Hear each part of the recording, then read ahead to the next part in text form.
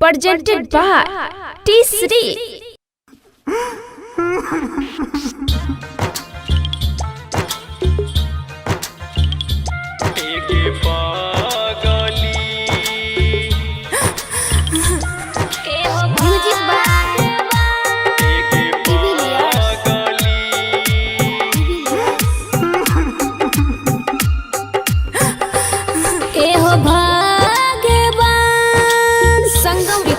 Studio चकरमनिया एहो भगवान कलिया कौन का सुरबा छीन लेला सुगबा हमारा उठाइले हो भगवान। हे गे पागली इतने दिन के लिखल रही हो तोरा किस्मत में छीन ललको भगवान गे पागली।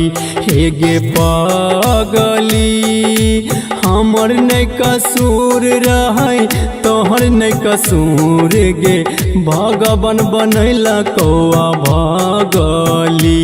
हे गे पागली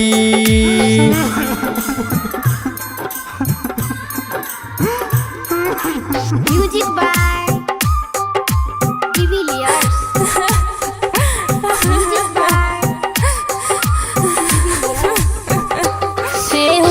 हमरे चलते जान गेलै दुनिया वीरान भेलै प्यारी मोहब्बत के नाम बदनाम भेलै। हे गे भाई बाबूजी जा तोहर ललको हमर जान गे तोरे नाम लेके पगली छूटल परान गे पड़ल छियो पगली हमें माइट के तोर में पड़ल छियो पगली हमें माइट के तोर में तोरा बनल कौ गे भगली। हे गे पगली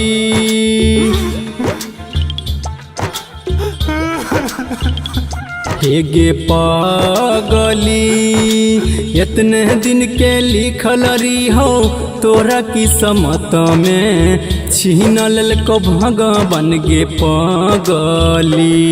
एहो भगवान कलिया कौन का सुरबा छीन लेला सुगबा हमारा उठाइले हो भगवान। आहो भगवान Sangam recording studio Chakarmaniya music by de Villiers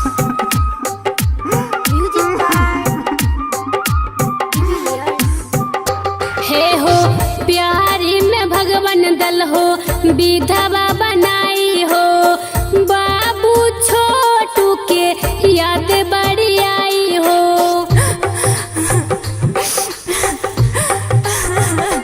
हे गे कौन जन्म के पगली दिलको हमारा साजा घर ही में मारी के सजल को जनाजा अगला जन्म में रहबू तोरे हमें बन के अगला जन्म में रहबू तोरे हमें बन के काने न चुपे गया भगली। हे गे पागली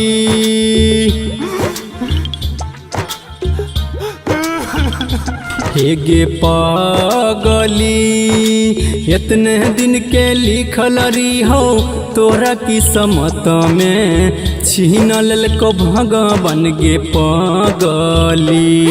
एहो